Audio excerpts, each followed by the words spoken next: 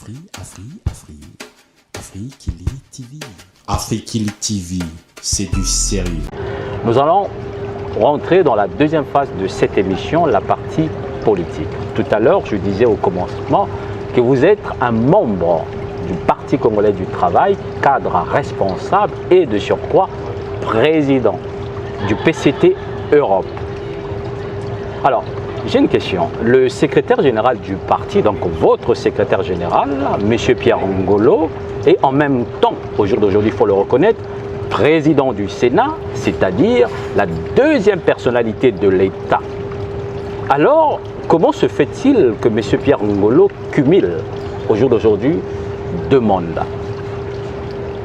Parce qu'il faut le reconnaître, déjà en tant que secrétaire général, il y a assez du boulot, sincèrement, pour un parti où il y a des caciques du PCT et des frondeurs parfois qu'on trouve à Paris ou ailleurs, ça et là, et en même temps, au jour d'aujourd'hui, président du Sénat. Comment se fait-il que M. Pierre Ngolo cumule deux mandats? Le PCT est le parti le mieux organisé du Congo, vous le savez. Pour remplacer un secrétaire général, il faut un congrès.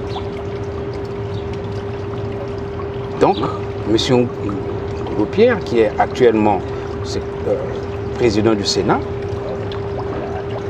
peut conserver son mandat jusqu'au congrès. D'accord. Espérons tout simplement que ce congrès vienne le plus rapidement possible. Donc en ce moment, on peut dire qu'il joue de l'intérim, puisqu'il y a un secrétaire général adjoint. Oui, il y a un secrétaire général adjoint qui joue l'intérim, mais lui il reste secrétaire général puisqu'il ne peut pas partir tant que le congrès n'a pas eu lieu. D'accord. Et à quand le congrès du Parti congolais du travail? Il ne devrait pas tarder. Il devrait pas tarder. Et à quand exactement? Ou est-ce que vous pouvez dire aux téléspectateurs et à vos membres ou les sympathisants du Parti congolais du travail la date du congrès? Il ne s'agit pas... Puisque le pays n'a pas d'argent. Le pays n'a pas d'argent, c'est vrai, mais le PCT a ses propres ressources. Le PCT peut organiser son congrès, il n'a pas besoin de l'argent de l'État. Et l'État, le PCT le vu de ses Parti cotisations. Congolais, de ses cotisations. De ses cotisations. Alors vous allez répondre franchement à cette question, puisque vous êtes président du PCT Europe, répondez avec beaucoup de franchise. Vous avez dit que le PCT vit de ses cotisations. Vous êtes censé, en tant que président du PCT Europe, avoir les membres du bureau et peut-être même les sympathisants, voire les membres tout court. Est-ce que dans votre parti ici en France, vous, en tant que président, il y a des membres du bureau qui cotisent? Est-ce que vous avez de l'argent? S'ils ne cotisent pas, ils seront sanctionnés, ils le savent. Non, mais la question est, est-ce que maintenant, vous pouvez le dire oui ou non? Est-ce que maintenant... Je ne peux pas vous le dire parce que je ne suis pas trésorier des fédérations. Mais vous êtes quand même président. Je suis pas président du PCT France. Europe, je dis bien, Europe. Au niveau Europe, il y a des cotisations, il n'y a pas de problème. Au niveau PCT France, d'après les entretiens que j'ai eus avec les camarades, je pense qu'ils sont en train de faire de telle sorte que les cotisations puissent rentrer. Ah, donc depuis tout ce temps, parce que ça fait un moment que le PCT Fédération France est sur place, il faut le reconnaître, et donc c'est maintenant qu'ils ont pensé qu'il fallait faire des cotisations au lieu d'attendre seulement Brazzaville. Oui, vous savez, les choses évoluent, hein. Le parti évolue dans son environnement. L'environnement de Paris, comme vous le savez, est un environnement très particulier. On a un pied dedans au pays, on a un pied en France, et on n'a pas toujours les mêmes repères. Et même l'interprétation des textes qui sont pourtant simples. Hein. La question que vous m'aviez posée, M. Ngolo cumule, les gens pensent qu'il cumule. C'est vrai, il est obligé de cumuler jusqu'au prochain congrès. D'accord. Il en est de même des camarades qui ont démissionné du parti, par exemple. Vous pensez il y a un de vos camarades, donc votre collègue, si je peux dire ça ici, qui est d'abord connu sur la place de Paris, M. Isaac Diomali, écrivain aussi comme vous, qui était membre du Parti congolais du travail, qui était même le président ad hoc de votre parti, que vous avez remplacé. Vous pensez, quand vous faites allusion à des camarades qui ont démissionné, vous pensez à votre camarade, votre ancien camarade, bien sûr, Isaac Diomali Senga? Ceux qui ont démissionné, comme je disais, que ce soit lui ou les autres, Eh bien, est-ce qu'il a déjà démissionné en fait? Est-ce qu'il a déjà démissionné, M. Isaac Diomali? Jusqu'au Congrès. Est-ce qu'il a déjà démissionné, M. Isaac Diomali? Il faut lui poser la question. Non, mais vous êtes le président, vous l'avez remplacé. Est-ce qu'il a déjà démissionné? Pourquoi je l'ai remplacé? Est-ce qu'il a déjà démissionné? Si je l'ai remplacé, c'est qu'il a démissionné. Ah, d'accord. Bien, voilà. Bon. Donc, ceux qui ont démissionné, par exemple... Et pourquoi il a démissionné? Pour des raisons personnelles. Ah, ok, d'accord. Donc, ceux qui ont démissionné, tant que le Congrès n'a pas eu lieu, ils sont toujours membres du parti. Même s'ils ne sont plus actifs. C'est quand le Congrès aura eu lieu, en ce moment-là, tous ceux qui ont démissionné, ou tous ceux qui sont en disgrâce avec le parti, c'est en ce moment-là qu'ils seront sortis des effectifs du parti. Mais tant qu'il n'y a pas le Congrès, ils ne sont que suspendus à titre conservatoire. Alors, ceux qui ont commis des fautes, bien sûr. Je comprends ce que vous voulez dire. Ouais. Par contre, j'ai une question toujours concernant, maintenant cette fois-ci, la fédération PCT de France, qui est gérée par le président de la fédération. Je crois comprendre que c'est monsieur Jean-Patrick Gabriel. Oui. Cette fédération a été, je dirais, mise en place par votre secrétaire général, Kamapi Ngolo, ici à Paris. D'abord que ça fait un tabac, et tout le monde en a parlé sur la place de Paris. On disait que le PCT devait s'asseoir vraiment sur la place de Paris, mais depuis un certain temps, il faut le reconnaître, qu'on a l'impression que le PCT sur la place de Paris n'existe pas. Et par rapport à ce qu'on vient de dire concernant le Congrès pour que le secrétaire général actuel puisse partir et laisser la place à l'autre, ici il y a eu, je me souviens très bien, sur la place de Paris, la session inaugurale de la Fédération PCT France, que d'ailleurs nous les journalistes, on a été invités. Et il s'avère qu'on nous a présenté la Fédération PCT France avec deux comités. Le comité PCT interrégion et le comité PCT Île-de-France. Ces comités, normalement par rapport à vos dires, si j'essaie de vous suivre, jusqu'au jour d'aujourd'hui, n'ont jamais fait leur session. Est-ce qu'on peut dire que réellement, logiquement, correctement, ces comités sont vraiment assis dans leurs fonctions comme il se devait s'il y avait des sessions inaugurales pour ces deux comités, comme il y a eu la session de la Fédération PCT France, donc ils sont vraiment là dans leurs fonctions, ou c'est des comités fictifs? Alors, nous avons un problème de discipline au niveau du parti. Moi, président PCT Europe, je n'ai pas m'immiscer dans les affaires ou dans le fonctionnement du PCT France, qui est une entité autonome par rapport aux 5 autres fédérations qui existent en Europe. Donc, vous m'excusez que je ne puisse pas satisfaire à votre question. Les problèmes internes, le fonctionnement interne de la Fédération France. Si vous voulez en parler, eh bien vous invitez. D'ailleurs, de toute façon, le président Dion de la Fédération PCT France, voilà, qui est M. Jean Gabriel, sera l'invité d'Afriquili Politique dans quelques semaines. Voilà. Je lui poserai effectivement cette question. Absolument. Alors, M. Emmanuel Okamba, je disais, vous êtes président d'un parti, pas les moindres, le mieux organisé, comme vous venez de le dire, au Congo-Brazzaville. Et le plus ancien. Et le plus ancien, effectivement. Et puis aussi le parti qui est doué pour des coups bas. Maintenant, ce que je voulais dire tout simplement, il y a des députés du Parti congolais du travail qui sont à Brazzaville. Il y a un député qui est connu, il faut le reconnaître, il faut vous dire chapeau à ce député parce qu'il fait un travail quand même colossal par rapport au peu de moyens qu'il peut avoir. Ce député, c'est M. Féréol Ngasakis, rapporteur à la Commission des Affaires étrangères de la coopération des Congolais des étrangers à l'Assemblée nationale. A pointé du doigt, il faut le reconnaître, il a reconnu que les Congolais de l'extérieur ne participent pas au scrutin et se sentent, nous les Congolais de l'extérieur, exclus de tout ce qui se passe au niveau de Brazzaville. Il le plaide matin, midi, soir au niveau de l'Assemblée en faveur de la création des sièges de députés représentant la diaspora. Il pense qu'il serait peut-être bien que demain, il y ait des députés, un député, voire deux députés qui peuvent représenter la diaspora. Alors, quelle est votre analyse politique en tant que président du PCT Europe concernant les propositions du député Féréol Ngasakis? Et je voudrais aussi poser une deuxième question. À quand les votes des Congolais de l'extérieur? Bien. Deux questions en une.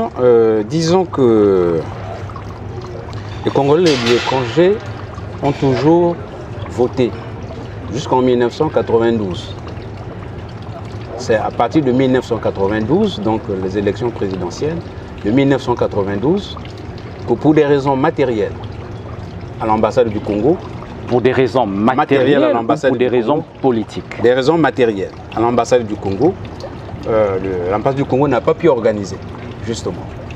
Et est-ce que c'est l'ambassade du Congo? C'est très important de comprendre la genèse du problème. Et l'ambassade du Congo, donc, n'ayant pas pu organiser l'élection, la Brazzaville avait donc décidé de ne pas tenir compte du vote de Paris. Et ça a fait jurisprudence jusqu'à aujourd'hui. La nouvelle constitution du Congo reconnaît à la diaspora la possibilité d'être représentée au niveau du Parlement. Ce n'est pas que la diaspora de France, c'est tous les Congolais qui sont à l'étranger. Ceux qui sont en Afrique, ceux qui sont aux Amériques, ceux qui sont en Asie, tous les Congolais doivent être représentés. Ça fait partie justement des problèmes de la gouvernance politique. Il s'avère que le Congo a fait des élections législatives il n'y a pas très longtemps, mais les Congolais de l'étranger n'ont pas été représentés. Et comment se fait-il, d'ailleurs, je saute sur l'occasion, il y a eu des élections législatives dans notre pays, oui, au niveau de Paris en particulier, surtout, là où il y a la Fédération PCT France, vous également en tant que président du PCT Europe, vous n'avez pas pu envoyer ou peser au niveau des instances de Brazzaville pour qu'il y ait au moins des députés ou même ceux qui sont partis se battre pour être députés au niveau de Brazzaville. Il faut dire que la démarche a été faite de notre point de vue pour demander qu'il y ait, que soit appliquée de façon effective la Constitution. Malheureusement, les faits sont têtus. Ceux qui sont à Brazzaville pensent que la voix de la diaspora ne compte pas. À tort d'ailleurs, puisque vous me parlez du camarade Ngasaki Ferriol qui a pris le problème à bras le corps, ben je le félicite. Il faut qu'il se rapproche de nous pour que nous puissions travailler ensemble pour que pour la prochaine législature, les Congolais de l'étranger, à travers l'ensemble des continents, tous ces Congolais soient représentés. Ce n'est pas normal que... vous savez, lorsque vous êtes à l'étranger congolais, membre de la diaspora, être à l'étranger ne veut pas dire qu'on a rompu avec son pays. Et je dirais encore que les affaires politiques sont encore plus graves pour que la diaspora ne s'en intéresse pas. Donc, ce sont des problèmes extrêmement importants. La diaspora étant éloignée du terrain, étant vivant dans des environnements éloignés, n'est-ce pas, de notre environnement que je dirais naturel, ils sont à même de prendre du recul pour mieux comprendre les problèmes qui se passent chez nous. Et c'est un tort que cette jurisprudence qui date de 92 a pu pénaliser les Congolais de l'ensemble des Congolais qui sont à l'étranger. Vous voyez, un incident qui s'est passé à Paris et qui fait que toute la diaspora, parce que la diaspora, c'est pas seulement à Paris. La diaspora, c'est aussi aux États-Unis, c'est au Canada, c'est en Chine, c'est en Belgique, c'est en Allemagne, etc. Et en Afrique. Ok. Donc, toutes ces diasporas doivent être représentées au niveau des instances. Et ça, c'est un droit constitutionnel.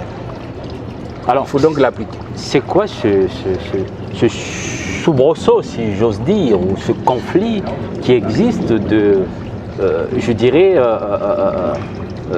de manque de compréhension entre les Congolais de l'extérieur, donc de la diaspora, en particulier ceux de Paris, et ceux qui sont sur place, ceux qui sont au Congo? Il y a une sorte de vous venez de le dire, ceux qui sont là-bas, ils pensent que ceux qui sont ici ne méritent pas de repartir et assumer des responsabilités de l'autre côté. Il y a une sorte de conflit qui se plane depuis d'ailleurs, toujours depuis un certain temps. C'est dû à quoi? Il y a l'amalgame. Il y a un peu l'amalgame. Parce que nos compatriotes qui sont restés au pays pensent que ceux qui sont en France ont fui le pays et sont des donneurs de leçons, etc. etc. Bon, en fait, quand on parle de la diaspora, elle est diverse. C'est quand même un peu vrai, non? Non, ceux qui sont à l'extérieur, surtout en France, ont souvent tendance à vouloir donner des leçons à ceux qui sont restés sur place, comme si, parce qu'ils sont en France, ils peuvent se permettre à donner des leçons à des Congolais qui sont d'ailleurs aussi, nous tous comme Congolais, mais ceux qui sont sur place. D'où le fait qu'il y a un peu ce conflit de compréhension, oui, si on peut parler ainsi. C'est plus profond que ça. C'est plus profond que ça. Si vous remontez dans les années 70, la diaspora est constituée de quoi? Des personnes qui sont venues étudier, que l'État envoyait à l'étranger pour étudier et qui ont fini leurs études et qui ne peuvent pas rentrer parce que comme le pays vous, comme vous, l'État vous a envoyé venir étudier en France, voilà, ou encore ailleurs. Moi, je suis venu boursier de l'État congolais. Boursier de l'État congolais. Vous avez terminé vos études. J'ai terminé les études. J'ai manifesté. Vous n'avez pas voulu repartir au Congo. J'ai manifesté l'État congolais a versé de l'argent pour vous. L'État congolais a financé vos études. Et demain, hier plutôt, vous avez terminé vos études. Vous avez vos diplômes. Parce qu'il faut le reconnaître. Je le dis aux téléspectateurs. Vous êtes quand même diplômé de la Sorbonne, donc vous êtes un cerveau, vous pouvez normalement servir votre pays, mais vous avez décidé de rester en France. Non, nous n'avons jamais décidé de... Moi personnellement, je n'ai jamais décidé de rester en France. Le rêve de tout Congolais qu'on envoie à l'étranger, étudier, quand il a fini, c'est de repartir chez lui.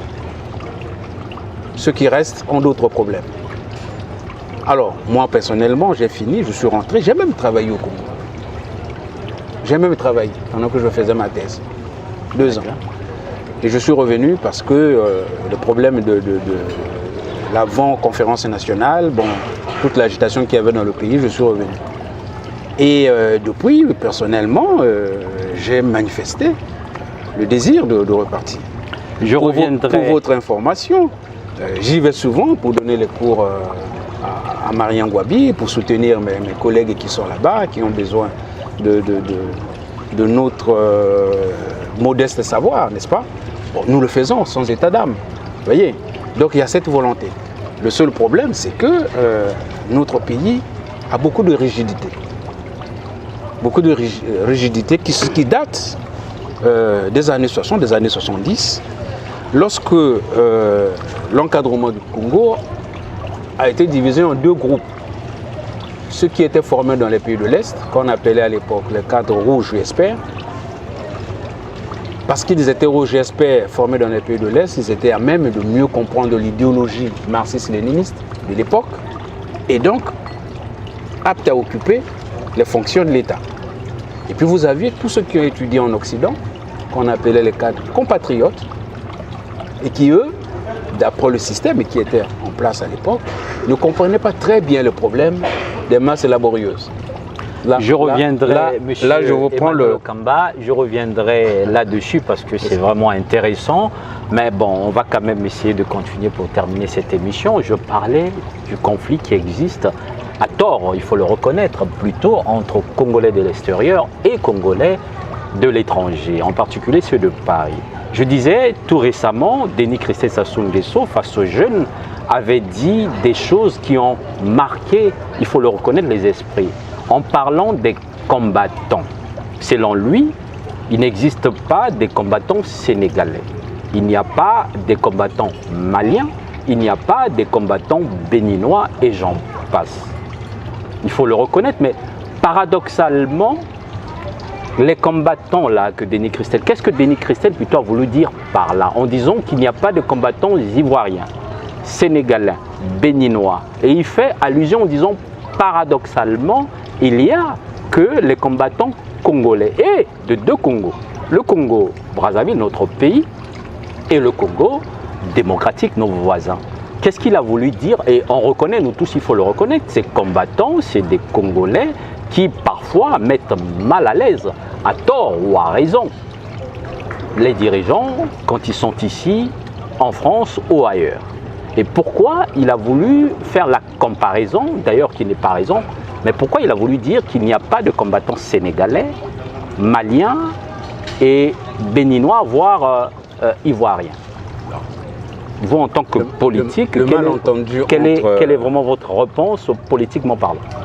Le malentendu entre nos compatriotes qui sont au pays et nos compatriotes qui sont ici, je disais tantôt, c'était l'amalgame. C'est-à-dire qu'on peut penser que tous ceux qui sont ici en France, c'est l'arrière-garde de la réaction. Non. Vous avez des Congolais qui ne sont pas du tout des combattants. Tout à fait, d'ailleurs pas tous, c'est quelques poignées des personnes qui s'appellent combattants. Les fameux combattants, c'est quoi? Ce sont les déchus, je dis bien les déchus, de la guerre de 97. Ah bon? Ben oui.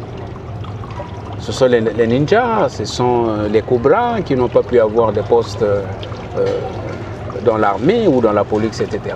Et qui se sont reconvertis, je peux terminer, qui se sont repliés en venant en France et en essayant donc de faire un peu des actes de banditisme. Parce que les Congolais ne règlent pas de problème par banditisme. Quand il y a un problème, on s'assoit et on discute, on échange. C'est notre fameuse palabre, le fameux mbongi, n'est-ce pas? Bien. Donc, à partir du moment où les jeunes gens vont agresser les autorités, enfariner les autorités, okay, brutaliser les autorités, parfois même pas les autorités, entre eux. Ah oui, mais vous avez dit quand même quelque chose que j'estime pour ma part assez importante, cette chose. Vous avez parlé des combattants déchus, ce sont des ninjas, ce sont des cobras, je voudrais insister là-dessus. Et autres qui, Aubervillois et compagnie. Effectivement, qui sont venus ici en France parce qu'ils n'ont pas pu obtenir telle ou telle reconversion ou une reconnaissance, disons les choses comme il se doit, et ils se mettent aussitôt à faire ce qu'ils sont en train de faire. Donc ils ont maintenant le casquette des combattants. Mais qu'est-ce qui a poussé à l'époque, s'il faut parler ainsi, ces jeunes devenir des cobras, des ninjas, des bévillois et j'en passe? Est-ce que ce n'est pas les mêmes politiques? Vous savez, c'est une situation de guerre. Hein. Dans les années 80-90, lorsque la guerre éclate, chaque parti politique, chaque homme politique a constitué sa propre milice, comme il pouvait avec ses moyens de bord. Les jeunes de sa tribu, les jeunes de son quartier, les jeunes de sa section, il n'y a pas... etc. Donc, tout ça, le processus qui a mené donc les acteurs de la vie politique à faire des milices, bon, est connu. Oui, mais justement, aujourd'hui, il n'y a pas possibilité que... Vous avez parlé de quelque chose, l'esprit des Congolais, d'ailleurs partout, vous avez parlé de l'esprit de Mbongi, de dialogue, de se retrouver. On a vu au niveau, pendant la période de la conférence nationale, on voit à chaque fois quand il y a un problème, le président de la République, son Excellence Denis Sassou Nguesso, cherche toujours à faire asseoir le peuple congolais pour en parler. Est-ce qu'au jour d'aujourd'hui, il n'y a pas possibilité de parler avec ces combattants, disons-le, qui sont ici, qui se font, j'allais plutôt dire, qui font du mal à nos pays parce qu'ils sont ici, ils critiquent le pays, ils font du mal à nos responsables, que l'on veut le pas, c'est quand même nos responsables lorsqu'ils viennent ici, des ministres, des directeurs et d'autres personnalités du pays quand ils sont ici. Pourquoi jusqu'aujourd'hui personne, le Premier ministre, le Président et même d'ailleurs d'autres personnes qui assument des responsabilités n'ont jamais voulu faire de telle sorte qu'on puisse, parce qu'on connaît ces Congolais-là, ces combattants-là, on puisse retrouver ces combattants et qu'il y ait une sorte de dialogue et puis que tout le monde puisse trouver au moins sa part. Que veulent-ils? Quelle est la revendication des combattants? Quand vous causez avec les combattants, moi j'en connais quelques-uns, ils n'ont pas de revendication. C'est juste se faire plaisir, enfariner un ministre. Ah, tu penses? Oui. C'est juste ça. Ils n'ont pas d'ambition personnelle, Quelle est d'autres ne l'ambition? cherchent pas à être Quelle est des l'ambition? responsables au pays, Quelle est l'ambition? d'autres ne cherchent pas à retourner au pays pour vaguer, faire peut-être des affaires. Est-ce qu'on leur a interdit d'aller au pays? Quel est le Congolais à qui on a interdit d'aller au pays? En tout cas, je ne sais pas. S'il n'a pas commis des actes susceptibles d'être poursuivis par la justice congolaise, s'il n'a pas commis d'actes, il n'y a pas de problème. Oui, mais Ceux qui se sont exilés pour des raisons politiques, parce qu'ils ne sont pas d'accord avec le régime qui est en place, c'est un fait. C'est un fait. Tout à fait. Il y en a. c'est des opposants. Bon, on les appelle les Effectivement. opposants. Bon, Tout à fait. voilà. Mais ce ne sont pas ces opposants-là qui font problème. Les À ma connaissance, pas du tout. Les opposants-là ne sont pas des combattants. Quand ils ont une idée à exprimer, ils le disent sur les ondes. Ok, donc dans les règles de l'art, si j'ose dire, c'est de bonne guerre. Ok, c'est de Oui, bonne mais guerre.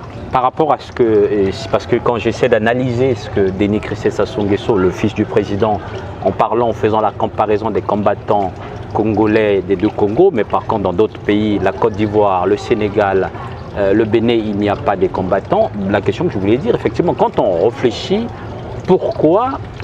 comment jugez-vous, plutôt ce que j'allais dire, la posture de ces Congolais, pour ne pas dire entre guillemets, surtout les combattants, pas tous, de la diaspora, en particulier de Paris, vis-à-vis du président de la République. Parce qu'on voit, lorsque le président arrive, comment ces combattants se déplacent pour aller chercher là où le président est installé et faire des choses normalement qu'on ne devait peut-être pas faire. C'est du banditisme, parce que toute autorité congolaise, à partir du moment où elle est à l'étranger, n'est-ce pas? Toute autorité congolaise, ok? Dans notre façon de voir les choses, dans notre tradition, une autorité, c'est une autorité. Une autorité assermentée est une autorité. On doit de respect à cette autorité. Peu importe ce que fait la personne. Tant qu'elle occupe la fonction, on lui doit du respect. Alors, si ces jeunes gens que vous appelez des combattants, je ne sais pas de quelle armée ils sortent, parce qu'un combattant, c'est quand même quelqu'un qui a fait l'armée ou qui est dans une armée. Ils sont de quelle armée, je ne sais pas. Bon. Si ces combattants s'attaquent aux autorités jusqu'au chef de l'État, c'est que leur revendication est de nature politique. Alors qu'ils s'expriment correctement, qu'ils le disent. Si c'est un parti politique, qu'ils s'inscrivent comme un parti politique, qu'ils cherchent à avoir des députés, qu'ils aillent au pays faire campagne, etc. Maintenant, si leur but est seulement d'agresser les responsables, c'est tout banditisme. Mais il n'y a pas que des responsables. Ils vous empêchent également, vous, au niveau de Paris, de fonctionner correctement. Est-ce qu'il n'est peut-être pas grand temps de chercher à régler définitivement, dans le bon sens du terme, pour que chacun, et ces Congolais-là qui sont des combattants, il y en a d'autres qui sont déçus peut-être de ce qui se passe au pays, mais on est quand même en démocratie, donc il y a toujours... Comme vous avez su le dire, nous avons l'esprit de mbongi, de dialogue. Est-ce qu'on ne peut pas, dorénavant, nos dirigeants, nos responsables, trouver vraiment des voies et moyens pour essayer d'éradiquer, non pas les personnes, les choses soient claires là-dessus, mais cet esprit de combattant pour que les activités, même ceux qui sont de l'autre côté, qui veulent venir ici pour des activités professionnelles, et les partis qui sont d'ici, de l'opposition comme de la majorité présidentielle, puissent fonctionner correctement sans que les gens puissent se cacher pour aller faire des réunions tout en sachant qu'il y aura des combattants ou il y aura des personnes qui viendront pour chercher à mettre des gens mal à l'aise. Si ça continue comme ça. D'où le fait que, apparemment, c'est ce que Denis Christé Sassou Nguesso a essayé peut-être de faire passer comme un message. C'est possible. Donc, je pense que nous concertons entre nous, y compris avec l'opposition, y compris les partis de la majorité, peut-être qu'on pourra trouver un moyen de faire une sorte de forum, un de ces jours dans lequel chaque Congolais viendrait exprimer un peu ce qu'il a au fond de lui. Et peut-être qu'à partir de là, on pourra trouver des solutions pour éviter cet état de fait qui est un état qui relève pur et simplement du banditisme. Ce n'est pas acceptable à l'étranger. Lorsque nos autorités arrivent, ce n'est pas acceptable. Okay? Que vous empêchez les réunions des partis légalement constitués, parce que vous êtes des combattants, c'est du banditisme. Ça relève de la police. Vous voyez? Bon, mais ici, nous sommes à l'étranger. Nous sommes à l'étranger, donc ce que l'on demande aux uns et aux autres, c'est que s'ils ont des opinions, s'ils ont des choses à dire, aujourd'hui, ils ont tous les canaux pour le dire. Donc on n'a pas besoin d'aller taper les gens. Monsieur Emmanuel Okamba, les choses bougent à Brazzaville. Vous venez de le dire quand on a commencé l'émission, la partie politique de cette émission, que le Congrès c'est pour bientôt. Tout récemment, comme je disais, Denis Kressé Sassou Nguesso, ce n'est plus un secret pour personne. N'exclut plus de briguer un jour la magistrature suprême. Mais pour cela, il doit d'abord prendre la tête du parti. Pensez-vous, si demain, il décidait d'être candidat au poste du premier secrétaire du Parti congolais du travail, donc dès qu'il y aura le congrès, bien sûr, que vous allez le soutenir? Alors, moi, je n'ai pas l'agenda de M. Denis Kressé Sassou Nguesso. Est-ce que vous allez juste le soutenir? Qui est membre de... Si demain, il se déclarait candidat pour remplacer le secrétaire général du Parti congolais du travail actuel, qui est maintenant le président du Sénat, est-ce que vous allez le soutenir? Monsieur Christelle Denis Sassou Nguesso est membre du comité bureau central, politique et membre du bureau politique. Bon, parmi tant d'autres membres du bureau politique et du comité central. Donc, s'il veut, il a le droit. Effectivement, il est congolais comme tout autre Congolais, il a les devoirs, il a également les droits, comme il a essayé de le dire il n'y a pas si longtemps. Mais la question c'est, est-ce que vous allez le soutenir? Est-ce que moi je le soutiens? Alors je dois vous dire que moi je ne suis pas membre du bureau politique ni du comité central. Ça c'est déjà un premier élément dont il faut avoir à l'esprit. Moi je soutiens, évidemment, il va faire campagne. À la base, si on vient nous demander à nous, militants de base, n'est-ce pas? Si on vient nous demander, militants de base, notre avis, je pense qu'il ne sera pas le seul candidat.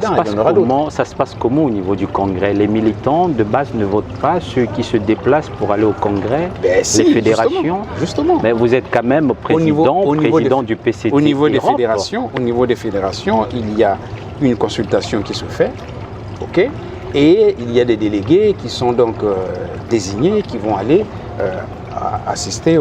participer au congrès. Alors, ce n'est pas un problème de Denis Kressé ou de tel ou tel autre candidat. Non, mais moi je parle, le problème est le suivant. Je parle, M. Okamba, ma question est claire. En fonction M. Okamba, ma question est claire. Je parle de Denis Kressé Sassou Nguesso. Ce n'est plus un secret. On voit là où il veut aller. La question est simple. Je n'ai pas dit que demain, il sera secrétaire général du parti. Je n'ai pas dit ça. J'ai dit, si demain, il y arrivait qu'il postulait pour être premier secrétaire du parti quand il travaille, donc votre parti, donc demain, votre chef, vous en tant que président du PCT Europe, il faut le reconnaître, est-ce que vous allez le soutenir? Je le dis, s'il postulait parce qu'il ne sera pas seul, est-ce que vous allez le soutenir? Nous allons soutenir tous les candidats qui nous proposent des projets cohérents, des projets capables de relever les défis que le Congo attend aujourd'hui.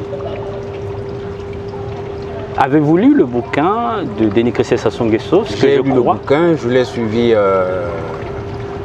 dans sa vidéo. Je pense que... Comment avez-vous trouvé la personne? Bon, écoutez, c'est un Congolais comme tous les autres. Non, mais oui, mais il est politique aussi. Il dit ce qu'il pense, il dit ses opinions qui n'engagent que lui. Il dit ce qu'il croit pour son pays, ce qu'il croit lui pour son pays.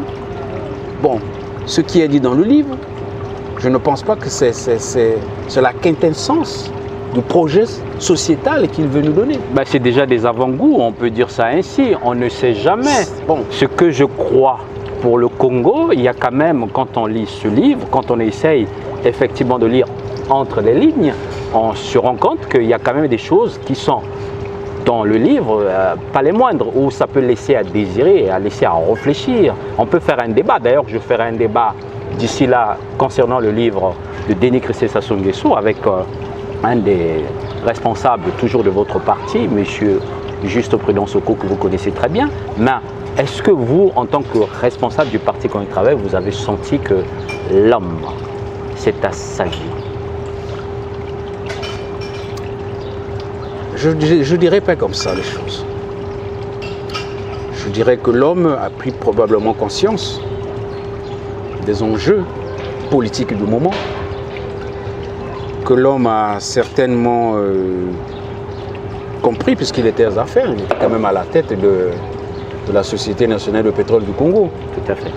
Que l'homme a pris conscience du poids des responsabilités qui étaient les siennes, comment il a dirigé cette société, là où il a emmené cette société, par rapport à la situation que le Congo connaît aujourd'hui, qu'il a fait son examen de conscience. Il a bien dirigé ou il n'a pas bien dirigé? Il a bien dirigé la société, la SNPC? Il faut lui poser la question. Il a bien dirigé? Il faut lui poser la question. Je ne suis pas un donneur de leçons, je ne suis pas un évaluateur des actions politiques ou des actions économiques des membres du parti, vous voyez. Donc il y a une discipline du parti que je dois observer. Mais en observant cette discipline, je suis tout à fait lucide. Je suis lucide. Donc si monsieur Denis Christelle Sassou Nguesso pense qu'il peut conduire les destinées du peuple congolais, pourquoi pas, il peut le faire. Comme vous, comme moi. D'ailleurs, bien sûr, okay. C'est un Congolais qui a des droits, comme je disais tout à l'heure, comme tout autre Congolais. On peut se lever un matin et en faisant un examen de conscience, on s'engage, on dit, ben voilà, moi aussi je veux le faire. Pourquoi pas? Mais donc, ça ne peut pas lui porter... C'est lui qui est arrivé... Permettez-moi, oui. Ça ne peut pas lui porter préjudice.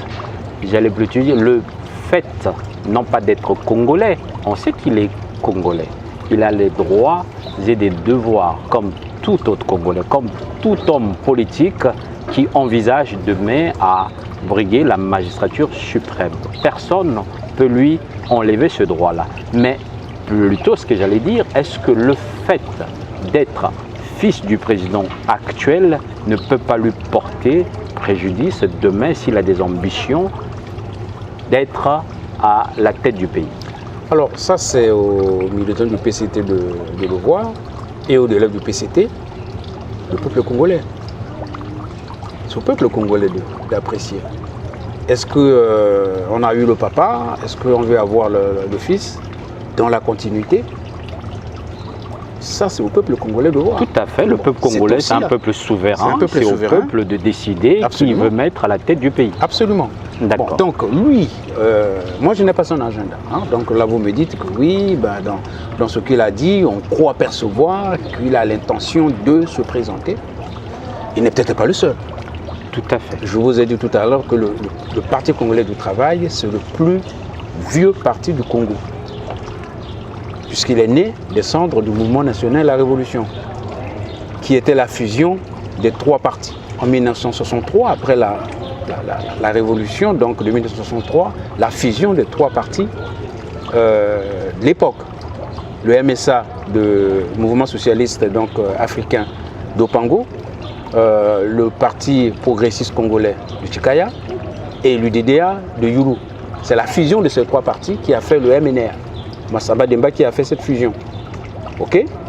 Et ensuite, Massamba Demba a dévié de la ligne marxiste qui avait été tracée pour faire le socialisme bantou.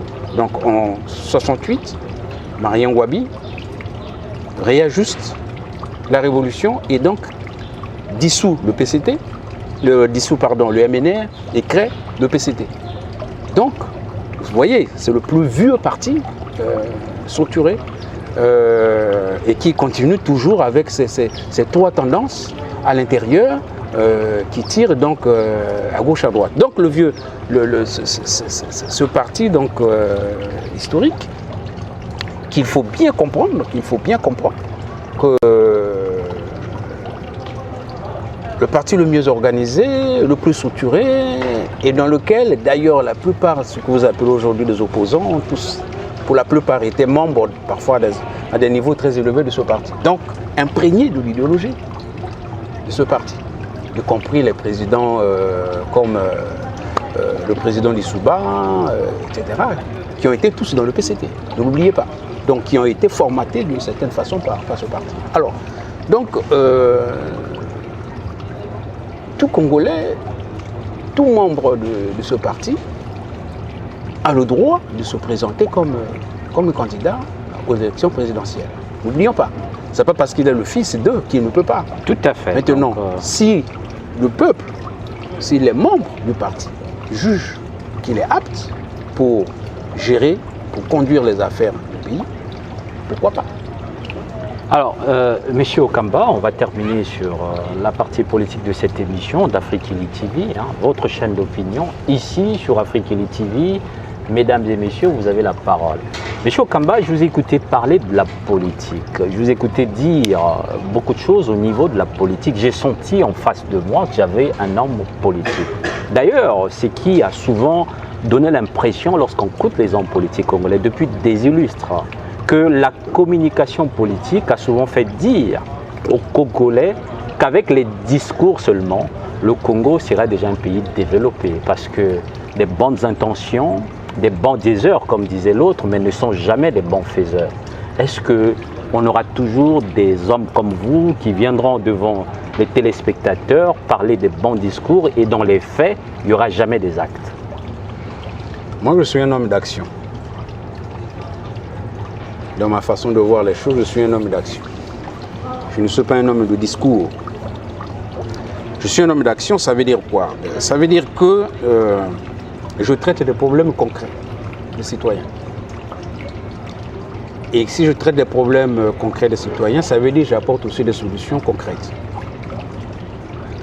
Donc, le blabla, c'est pas ça. C'est pas ça qui m'intéresse.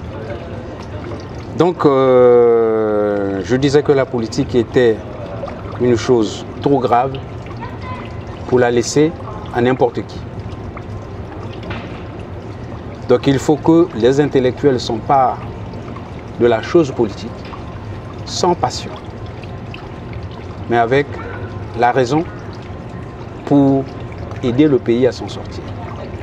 Car aujourd'hui, nous sommes plus dans le fétichisme que dans la raison pure. Ça c'est notre débat. Voilà. On reviendra là-dessus le jour où je vous inviterai encore une deuxième fois. Par contre, je voudrais quand même que vous puissiez dire aux téléspectateurs, vous puissiez vraiment dire à des Congolais qui vous connaissent, qui vous regardent sûr et certain, parce que j'ai dit que vous êtes également écrivain, vous avez écrit des livres, et surtout le bouquin qui m'a beaucoup marqué, Gouvernance, une affaire de société, qui a fait, comme je disais tout à l'heure, un carton en librairie. Mais c'est vrai, M. Okamba, mais c'est que la politique, il faut le reconnaître, n'est pas faite seulement des papiers. Pensez-vous réellement être un jour ministre, ou rêvez-vous être un jour ministre ou un premier ministre un jour au Congo-Brazzaville? Que faites-vous de la politique juste pour faire? Parce qu'au niveau où vous êtes, on est sympathisant, on est militant et demain on est élu. Est-ce que vous vous sentez un peu frustré qu'avec ce bagage intellectuel que vous avez, que Brazzaville ne vous a jamais appelé? Nous sommes à la disposition du pays. Le pays m'a formé sur le plan de la science, mais le pays m'a aussi formé sur le plan politique. Parce que nous faisons partie de cette génération où, à l'école primaire, on était pionniers. À partir du collège, on rentrait à l'Union de la jeunesse socialiste congolaise. Au lycée, on y était. À l'université, on y était, et quand on avait fini, on adhérait au parti. Donc, nous avions cette formation de base, n'est-ce pas, qui est là pour nous permettre de bien comprendre les problèmes de la société. Moi, je suis, comme je vous ai dit, un homme d'action. J'ai fait les sciences de gestion, donc les sciences concrètes. La gestion, c'est une science concrète. Vous êtes dans la politique depuis longtemps. Depuis longtemps. Que je sache. Est-ce je que veux le pays, reformuler ma question. Est-ce que le pays a je besoin? veux, M. Okamba, reformuler ma question. Est-ce que chaque matin, en vous rasant, pensez-vous être Ou pensez-vous que demain, Brazzaville peut vous appeler pour être ministre, voire Premier ministre, ou encore assumer d'autres fonctions de l'État? Est-ce que pensez-vous? Répondez à oui ou à non. Et encore ce que je disais, avec la communication politique, on pourra penser que le Congo est un pays développé. C'est une question qui mérite une réponse sans passer par des commentaires qui, personnellement pour moi, voire même pour les téléspectateurs qui nous regardent, qui n'ont pas de sens, parce que la question est simple. Vous avez travaillé longtemps en France. L'État congolais vous a payé les études. Vous avez fait des études supérieures. Vous êtes diplômé de l'université Paris 1, Panthéon-La Sorbonne. Vous avez un CV, je le dis ici devant les téléspectateurs, en béton. Ça fait très longtemps que vous travaillez ici. Est-ce que pensez-vous, en même temps membre du Parti congolais du travail, pensez-vous, chaque matin en se rasant, être un jour ministre au pays et voire même président de la République? Merci, mais moi je suis à la disposition de mon pays, comme je vous ai dit tout à l'heure. C'est mon pays qui m'a envoyé en France, c'est mon pays qui m'a formé sur tous les plans. Donc, sur le plan scientifique, donc demain, sur le plan technique, sur le plan politique, même sportif. Donc si le pays a besoin de mes compétences, de mon vous allez aller servir savoir-faire, le pays. je servirai le pays sans problème. Merci, monsieur Emmanuel Okamba, professeur d'économie, professeur également, maître de conférence plutôt à l'université Paris-Est. N'écarte pas d'être demain ministre, Premier ministre, voire même président de la République. Pourquoi pas secrétaire général du Parti congolais du travail. Afrikili TV. Afrikili TV, c'est du sérieux. Afrikili TV, ici, vous avez la parole. La chaîne de télé sur le web, pas comme les autres. Votre chaîne d'opinion.